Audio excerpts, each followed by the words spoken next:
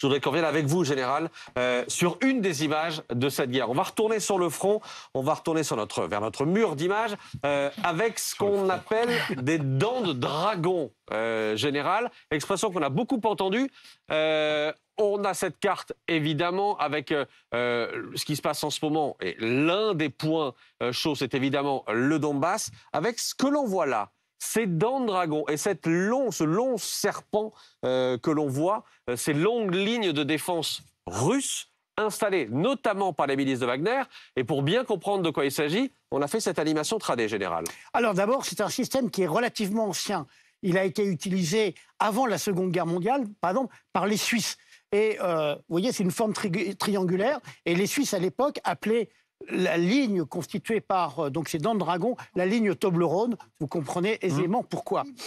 Ça a été utilisé par les Allemands, mais même les Anglais au sud de Londres en 1940, au cas où il y a eu un débarquement. Quel est l'intérêt? C'est que ce sont des plots en béton que vous posez sur un champ. Ils sont relativement proches les uns des autres, et donc ils empêchent un char de passer. Et donc vous construisez une ligne sur des dizaines de kilomètres et qui bloque toute avancée de l'ennemi. Et l'objectif pour les Russes, eh bien, c'est d'empêcher une contre-offensive ukrainienne. On le voit là-dessus. Ça peut se faire sur des centaines de kilomètres. Hein. On voit là ces images, ça peut être sur des centaines de kilomètres. Bah après, c'est une question en fait de capacité industrielle à poser ces plots. Ensuite, vous allez, pour qu'ils soient plus efficaces, creuser des tranchées qui empêchent les véhicules de passer. Et vous allez aussi miner. Par exemple, si vous mettez des mines entre les deux, eh bien, les sapeurs, c'est-à-dire les soldats du génie qui vont venir les détruire, risquent leur vie. Donc, c'est pas très compliqué, c'est relativement efficace. La seule chose, c'est qu'il faut le faire sur des dizaines de kilomètres. C'est ce qui est en train de faire. Et autre avantage, c'est qu'en quelque sorte, ça sanctuarise une frontière. Et ça veut dire quoi? Ça veut dire on trace une ligne. On trace une ligne. Effectivement, juste une chose.